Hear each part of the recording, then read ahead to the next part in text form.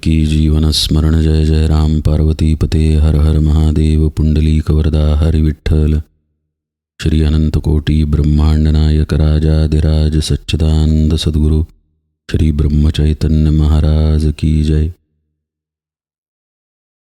श्री महाराजांच्या सेवेमध्ये आपण दासबोधाची उजळणी पाहतोय। आत्मदर्शन हा 8व्या दशकातील 8वा समास।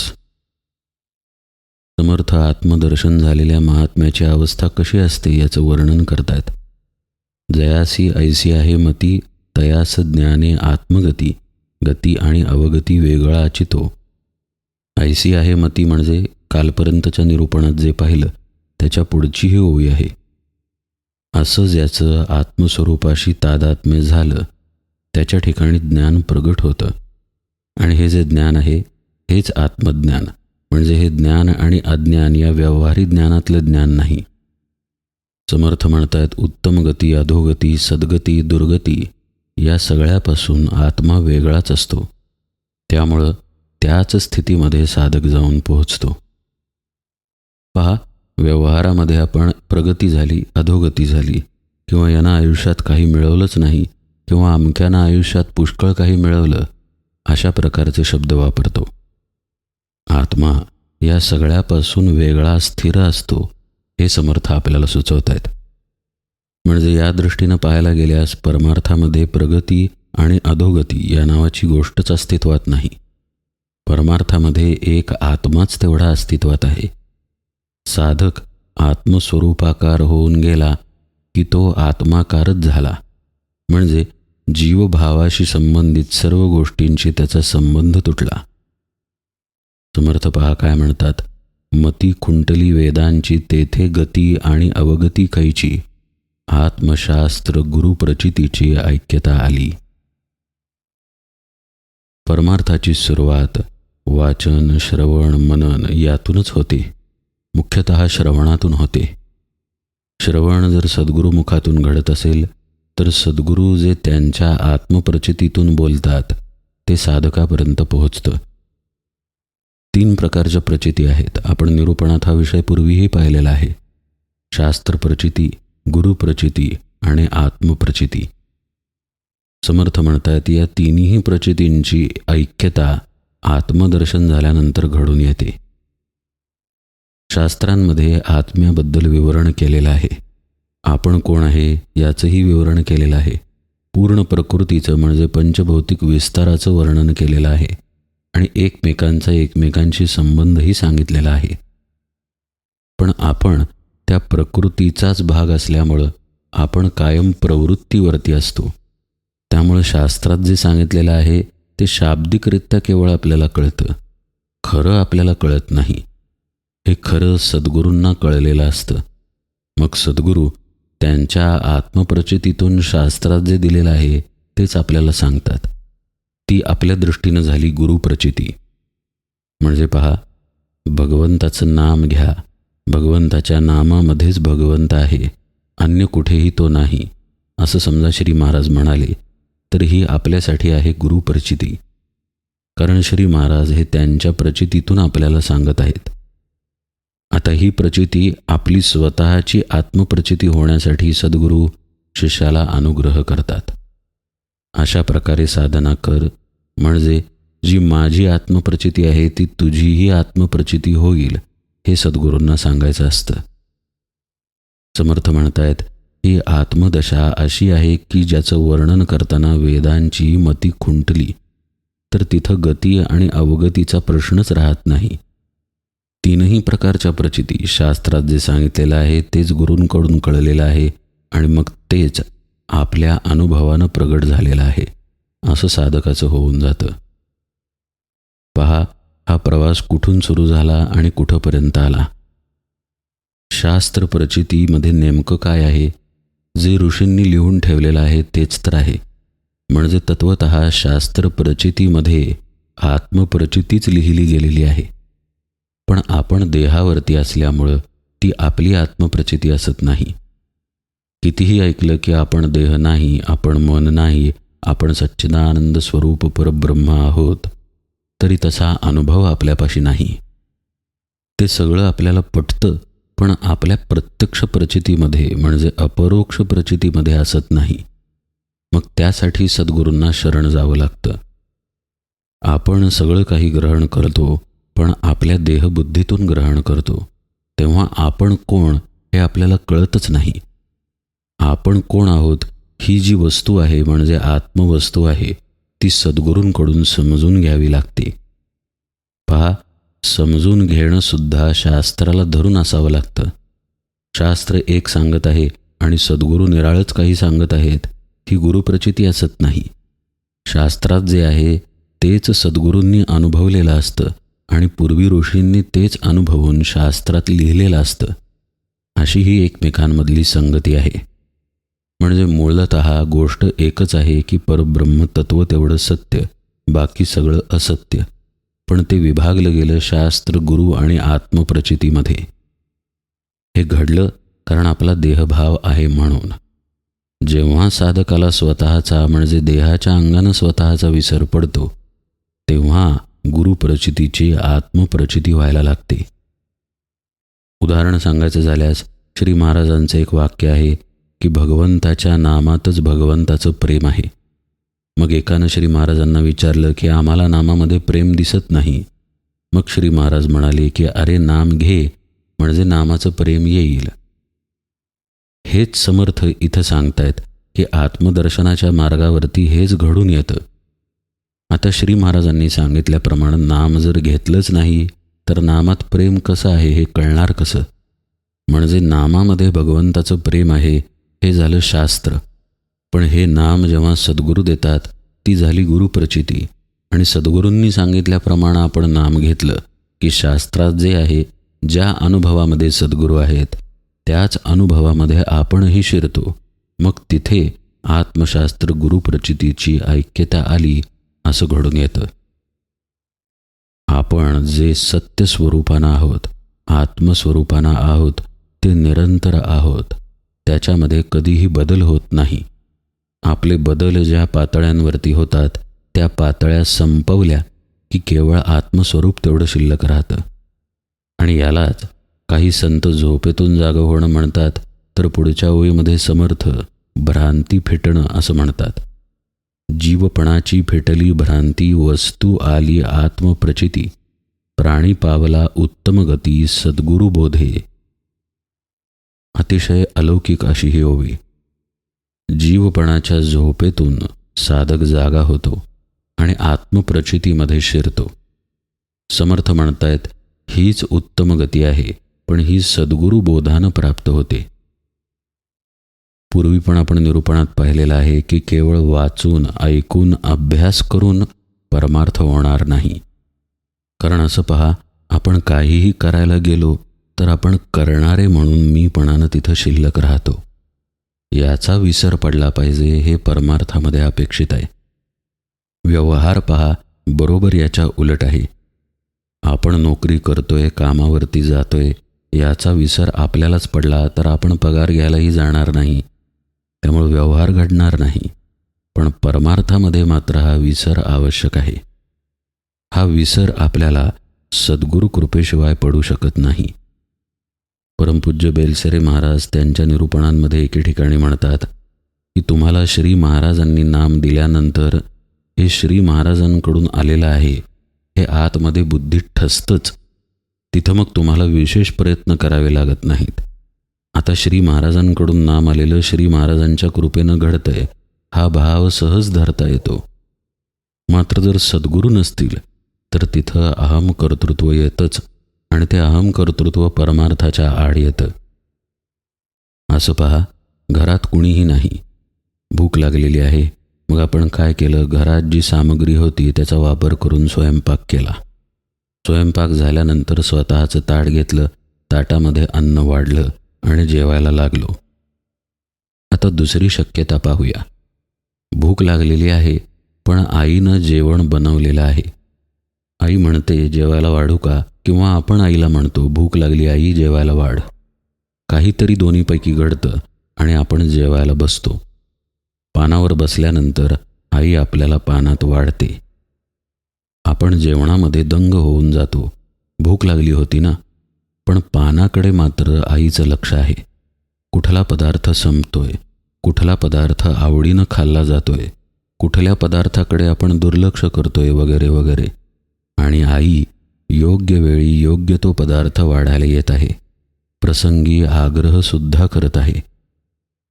आता पहा, घरात कुणीही नव्हतं तेव्हाही आपल्याला भूक लागलीच आणि आई असतानाही आपल्याला भूक लागलीच. पण दोन्ही जेवणांमध्ये केवढा फरक आहे. तसं सद्गुरू नसणं आणि सद्गुरू असणं यात फरक आहे.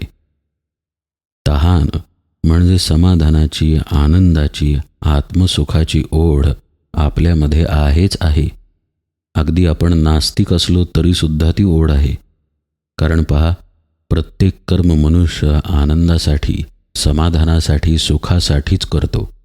दुःखासाठी एकही पाऊल, एकही श्वास मनुष्याकडनं घेतला जात नाही. याचं कारण असं की तोच स्वतः आनंद स्वरूप आहे.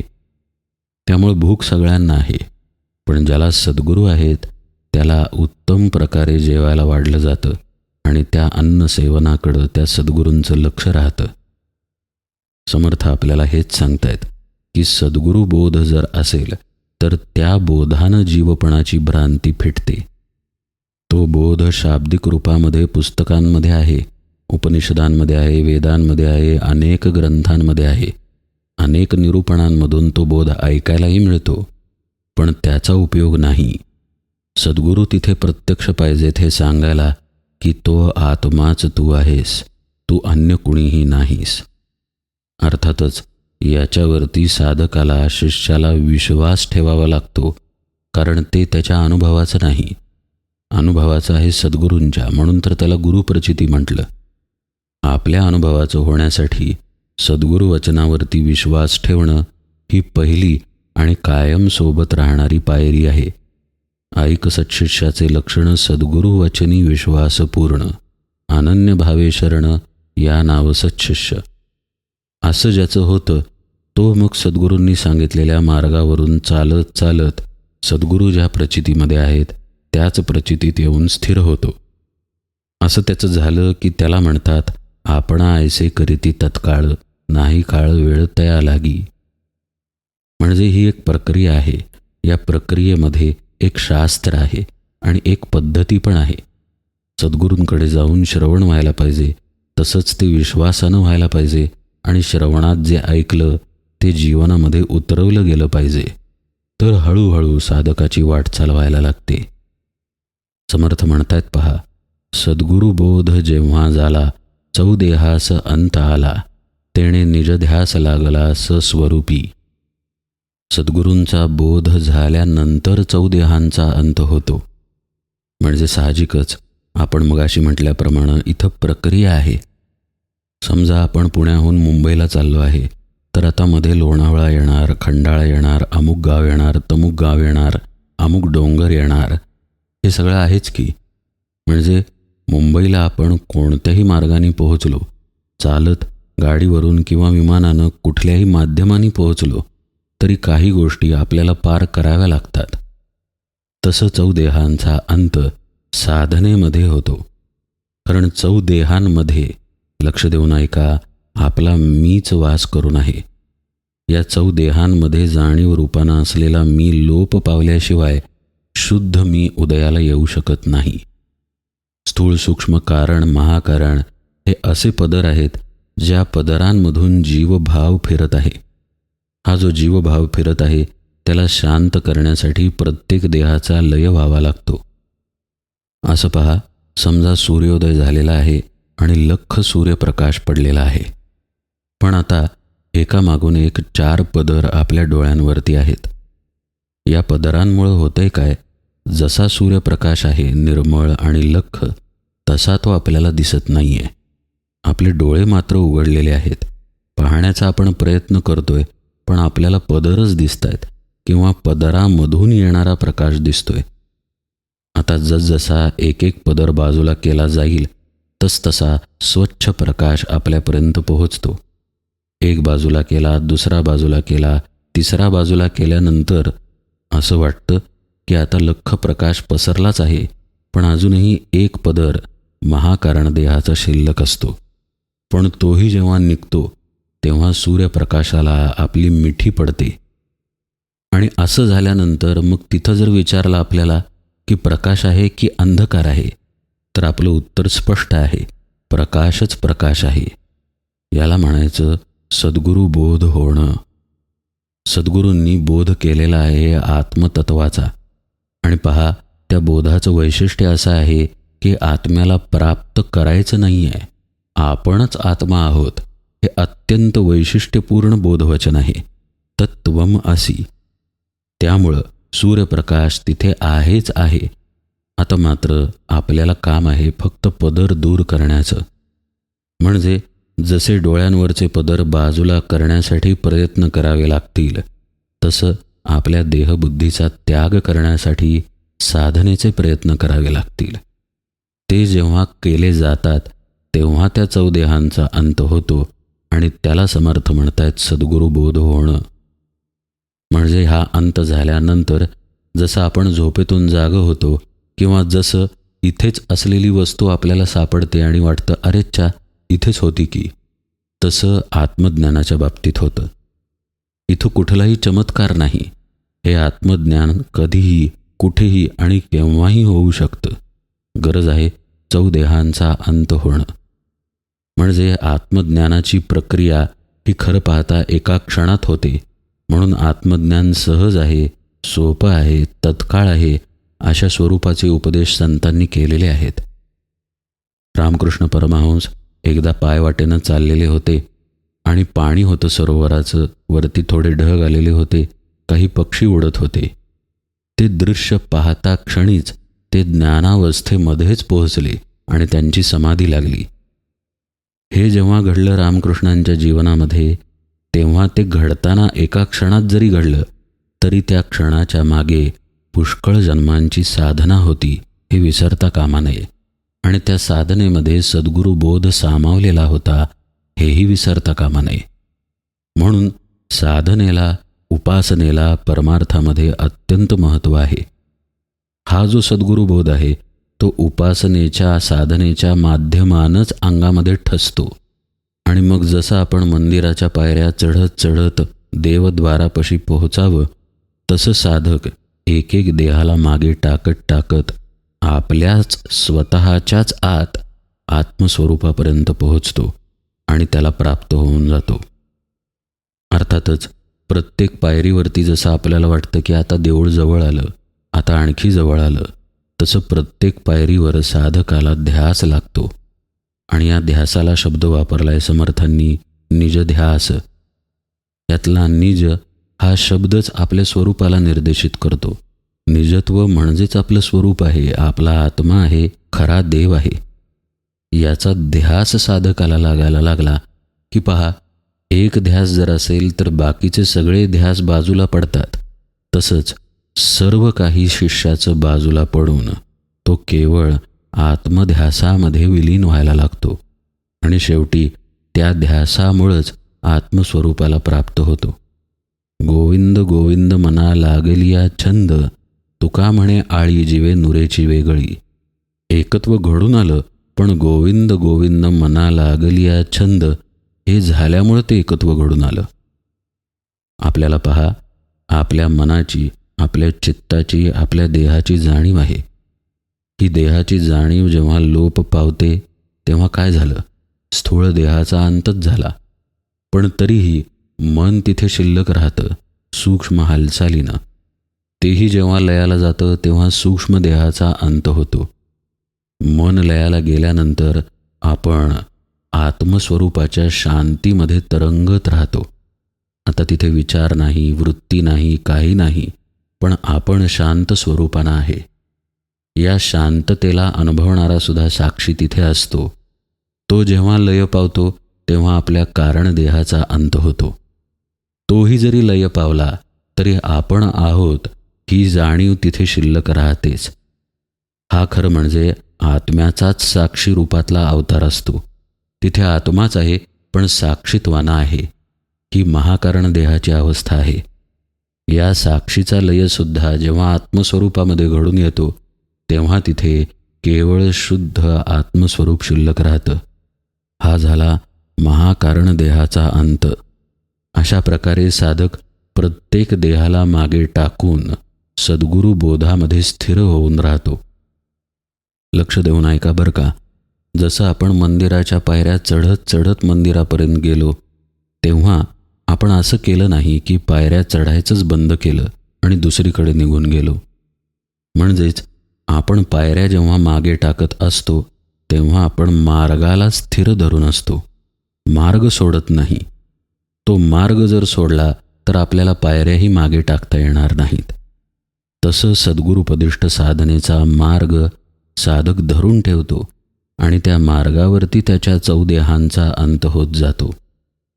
आणि मग अंत झाल्यानंतर उरणार काय? जे आधीपासूनच आहे, जे कायम असतं आणि कायम राहणार आहे असं स्वरूपच तेवढं शिल्लक राहणार. म्हणून या ओवीच्या शेवटी सस्वरूपी असा शब्द समर्थांनी वापरलाय. तेणे निज ध्यासे लागला सस्वरूपी. इथे तो मिळून जातो. आणि हेच म्हणजे तू, हेच तर सद्गुरूंनी सांगितलेलं होतं आणि हाच तर सद्गुरूंचा मुख्य बोध होता. अशा प्रकारे सद्गुरुबोधावरती विश्वास ठेवून, सद्गुरुबोधाला धरून सद्गुरुपदिष्ट मार्गावरती जात जात शेवटी त्याला सद्गुरुबोध होतो. सद्गुरुबोध जेव्हा झाला, चौदेहास अंत आला, तेणे निजध्यास लागला सस्वरूपी. सत्शिष्यानं, साधकानं साधन काळामध्ये निजत्वाचा ध्यास धरलेला असतोच, पण जेव्हा तो निजत्वालाच प्राप्त होतो तेव्हा त्याच्यापाशी दुसरा कुठला ध्यास शिल्लक राहतच नाही. म्हणून तो जर असेल महात्मा तर तो केवळ त्याच्या आत्मस्वरूपाच्या ठिकाणीच असतो, अन्य कुठेही असत नाही. पहा, श्री महाराज म्हणतात, मला कुठे शोधायचं असेल तर नामातच शोधा, मला कुठे पाहायचं असेल तर नामातच पहा. मी कुठे आहे तर मी नामात आहे. म्हणजेच श्री महाराज कुठे आहेत? आत्मस्वरूपापाशीच तर ते आहेत. कारण नाम आणि आपलं स्वरूप, नाम आणि परब्रह्म, आपलं आत्मस्वरूप, नाम आणि भगवंत या वेगवेगळ्या गोष्टी नाहीतच. हे सगळं मिळून एकच आहे. माऊली ज्ञानेश्वरीमध्ये म्हणतात, नाम जपयज्ञ तो परम, बाधू न शके स्नानादी कर्म, नामे पावन धर्माधर्म, नाम परब्रह्म वेदार्थे. आणि श्री महाराजांचं वर्णन त्यांच्या आरतीत शेवटी शेवटी आहे पहा, जगत जीवन प्रभू मंगल धामा, नाम रूपातीत तू अभिरामा. म्हणजे नाम रूपाच्या अतीत असलेलं काय असेल? आत्मस्वरूप तर आहे. म्हणजेच इथे सगळं एक मिळून एकच राहतं शिल्लक, आणि तोच त्या महात्म्याचा ध्यास राहतो. तेणे निजध्यासे लागला सस्वरूपी. त्याच निजध्यासानं सस्वरूपामध्ये विलीन होतो आणि सस्वरूपामध्ये विलीन होऊन पुन्हा त्याच निजध्यासात राहतो. अशी ही आत्मदर्शनाची अलौकिक अवस्था. पुढेही समर्थांनी पुष्कळ उपदेश केलेला आहे. आपण उजळणीमध्ये तो सर्व भाग यथावकाश पाहूया. आज निरूपण सेवेला इथेच विराम देतो. जानकी जीवन स्मरण. जय जय राम.